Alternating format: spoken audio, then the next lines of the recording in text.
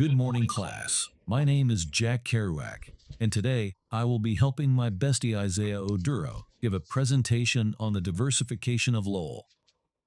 As fish text in the city students, I expect that you already know a good amount about my life, but I would like to recap the significance of the topics discussed in this presentation and the effect that they have had in my life. As you may know, many of my works, like The Town and the City, had to do with the immigrant working class life, as that was the environment in which I was raised.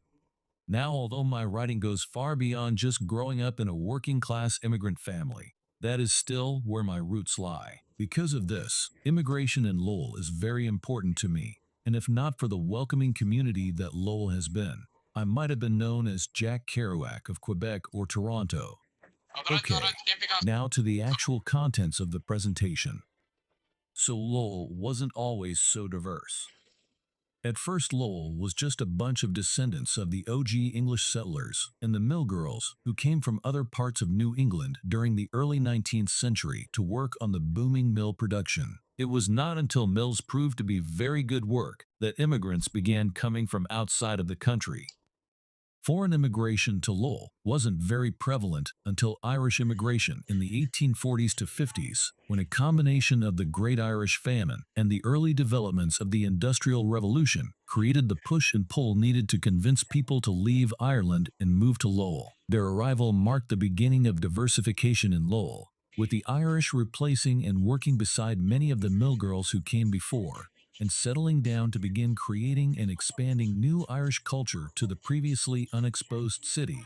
From this came a snowball effect of new immigrants looking to jump in on the great and welcoming opportunity that was Lowell.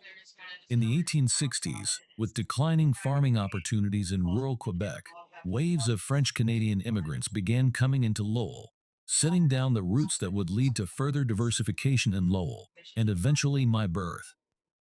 Similarly to the Irish immigrants, French Canadians who had recently moved to Lowell were welcomed by the growing opportunity that was the Industrial Revolution. After the French Canadian immigration came Greek immigrants in the late 19th century, early 20th. This wave of immigration was likely due to the reign of the monarchy led by King George I, who was not a very good leader. Most recently, in the late 1970s, after the fall of Khmer Rouge, the United States admitted several thousands of Cambodian refugees to be resettled all over the United States. Many of these refugees came to Lowell due to the multicultural haven that was created through the combined settlement of all of the other immigrants that had come in the past. All of these different waves of immigrants have led to Lowell being one of the most diverse and welcoming cities in the U.S., a literal conglomeration of rich cultures and delicious food for all to enjoy.